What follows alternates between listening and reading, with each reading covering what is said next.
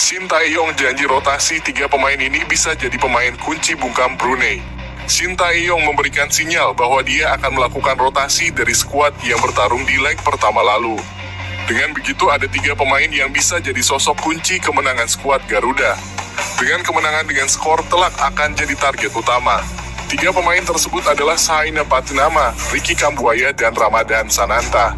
Shaina pada leg pertama lalu baru bermain sejak menit ke-73 menggantikan Pratama Arhan. Pemain berusia 25 tahun ini menegaskan sudah dalam kondisi fisik yang prima dan siap tampil sejak menit pertama di leg kedua. Penampilan Kambuaya yang solid pada leg pertama lalu jadi modal penting untuk mendapatkan hati Shin Tae-yong. Berposisi sebagai gelandang serang, dia akan jadi motor serangan yang efektif di leg kedua nanti. Sananta memberikan bukti bahwa dia jadi sosok tajam di lini serang skuad Garuda. 2 gol yang diciptakan pada laga leg pertama jadi peluang Sananta untuk tampil sejak awal laga. Digelar November ini lawan pertama timnas jika lolos ke putaran kedua kualifikasi Piala Dunia 2026. Jika timnas Indonesia bisa menang, imbang, atau tidak kebobolan lebih dari 6 gol tanpa balas pada leg kedua, tim besutan Shin Tae-yong itu akan lolos ke putaran kedua. Jika lolos, timnas Indonesia bakal bergabung di grup F putaran kedua kualifikasi Piala Dunia 2026, zona Asia bersama Irak, Vietnam, dan Filipina. Lawan pertama timnas Indonesia adalah Irak. Rencananya laga tersebut digelar pada Rabu 16 November 2023. Namun untuk venue pertandingan belum diputuskan. Irak bisa dikatakan adalah tim yang kuat. Jika dilihat dari ranking FIFA, Irak adalah nomor 2 di Asia. Sementara di dunia Irak di peringkat 21 FIFA. Irak juga tengah melakukan persiapan untuk putaran kedua kualifikasi Piala Dunia 2026. Salah satu persiapannya adalah menjalan laga persahabatan melawan Qatar pada kalender FIFA Oktober ini. Tim besutan Jesus Casas itu kalah dari Qatar melalui adu penalti dengan skor 5-6 setelah bermain imbang dengan skor 0-0 pada waktu normal. Takasi kendor, Shin Tae-yong janji pesta gol ke gawang Brunei Darussalam. Pada pertemuan pertama lalu, anak asuh Shin Tae-yong sukses meraih kemenangan dengan skor 6-0. Namun pesta gol ditargetkan akan kembali terjadi kali ini di kandang Brunei Darussalam. Meski sudah melangkahkan 1 kali di putaran kedua, skuad Garuda akan mengincar hasil positif untuk laga ini. Shin Tae-yong pun menjelaskan semua pemain dalam keadaan siap. Kami dalam kondisi yang bagus dan fit, kami akan melakukan yang terbaik untuk para pendukung di Indonesia ataupun yang ada di Brunei, kata Shin Tae-yong dari laman PSSI. Semua pemain juga akan berjuang keras untuk mencapai target tersebut.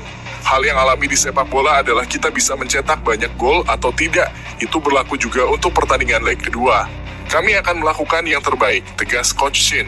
Shin Tae-yong bahkan mengungkap bahwa mereka sebenarnya sudah menatap jauh ke depan, yakni pada putaran kedua yang akan digelar pada bulan November nanti. Shin Tae-yong butuh pemain naturalisasi tambahan demi dongkrak prestasi timnas Indonesia. Permintaan itu dilontarkan Shin Tae-yong saat timnas Indonesia menggelar sesi latihan di Jakarta jelang menghadapi Brunei Darussalam. Memang skuad saat ini memang cukup baik dan baik pula dalam hal prestasi. Tapi untuk kedepannya, biar kami bisa lebih berprestasi lagi, sebisa mungkin akan mencari pemain keturunan tambahan, ujar Shin Tae-yong. Semenjak timnas Indonesia dipegang Shin Tae-yong, ada 5 pemain keturunan yang dinaturalisasi. Mereka ialah Sandy Walsh, Jordi Amat, Shaina Patinama, Rafael Struijk, dan Ivar Jenner. Ketua Umum PSSI Erick Thohir pun tidak berpangku tangan. Ia sangat ingin membantu Shin Tae-yong menciptakan tim nasional yang tangguh. Kembali kita memerlukan 2 kali 11 pemain tim senior yang sama levelnya. Kalau kita mau terus lebih baik lagi karena kompetisi akan makin tinggi, kata Erick Thohir. Saat ini, Jay Itzes dan Nathan Chu Aon yang sedang menjalani proses naturalisasi. Tidak hanya menang, timnas Indonesia harus main bagus saat hadapi Brunei di leg kedua. Gelandang timnas Indonesia Mark Klok optimis skuad Garuda bisa meraih hasil positif saat berhadapan dengan Brunei di leg kedua. Mark Klok menjelaskan kemenangan akan jadi target utama di laga nanti. Namun, permainan yang bagus lebih jadi modal penting untuk bertarung di tahap selanjutnya. Melawan Brunei, mereka memiliki kans untuk mengembangkan permainan terbaiknya. Yang terpenting adalah tim harus main bagus, di sisi lain kita harus menang. Itu sangat penting, kata Mark Klok. Klopp menilai bahwa siapa saja pemain yang tampil harus memberikan kontribusi, termasuk mencetak gol sebanyak mungkin saat mendapatkan kesempatan. Apalagi Sintayong memberikan sinyal bahwa dia akan melakukan rotasi kepada anak skuadnya. Selain itu, mereka akan melakukan eksperimen taktikal di laga nanti.